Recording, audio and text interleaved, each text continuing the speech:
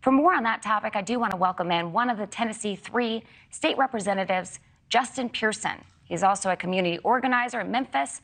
Thank you so much for your time, and thank you for joining us. Yeah, thank you so much, Justin J. Pearson. I'm really glad to be here. Thank you. So, Justin, can you kind of tell us a little bit about walking us through that experience and what was it like being voted out as a state representative by your colleagues? Yeah, what we are seeing is the erosion of our democracy. The actions of the state legislatures are doing nothing more than turning our democracy into mob-ocracies, where mobs rule, where they are using their power and abusing it in order to silence the voices of people who are dissenting. And in a democracy, it is so important that you have the voices of dissension in order that decisions can be made that are better for the whole. But the reality is, whether it's in Tennessee or Montana, as you mentioned in the Midwest, the reality is supermajority Republican legislatures are using and wielding their power and their authority against voices that they disagree with, against voices that are advocating for the end of gun violence, against voices that are advocating for gender-affirming care to happen for children and for youth. And this trend that we are seeing is devastating to our country. It is devastating to the beliefs that we hold about America and the ideals of democracy, and it's devastating to those in our communities who are being disenfranchised by the actions of these supermajority Republican legislatures. Justin, you were later voted back in. How have things been since? Have you seen more support? Have you seen anything change? Yeah, I'm really thankful to the people in District 86 and to the County Commission, Shelby County Commission, who reinstated me and restored the representation for District 86. The reality is they shouldn't have had to do that.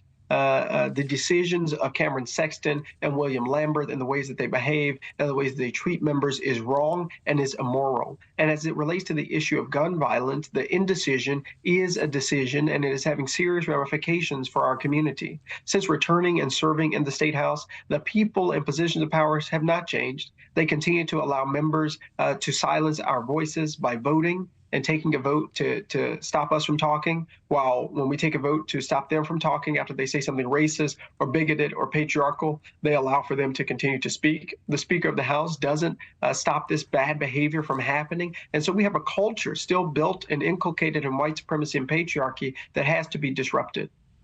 Your case isn't unique this year. So there's state lawmakers in Montana, but also Oklahoma. They've banned, they've censored for their beliefs. Do you think that we have a conversation problem in this country? Are people just unable to hear the other side? No, we don't have a problem of conversation. We have a problem about power. We have people, particularly white people, who are in positions of power, who are uncomfortable and unwilling to share or to discuss the need for us to include more voices in the decision-making process. Transgender voices, non-binary voices, young Black voices. We have a problem with power in our country and people who are doing everything they can to hold on to that power instead of helping to build a multiracial democracy that we need in order to create the country that we should be. We had a Republican state lawmaker from Montana on the show last week who said that it wasn't about what Representative Zephyr was saying, but more about how she was disrupting political decorum. Let's go ahead and take a listen. Actions taken relative to Representative Zephyr's conduct had, from my perspective, had nothing to do with the substance of Senate Bill 99. Rather, it had to do with whether or not representatives, members of our body, can participate on the floor and essentially incite the behavior of demonstrators in the gallery. So what is the line, Representative, between free speech and censorship in our country? How can we go ahead and work together with those differing opinions that we, of course, have? Yeah, it requires a respect for people. And what we're seeing in the supermajority Republican legislatures in particular is a lack of respect for voices of dissension.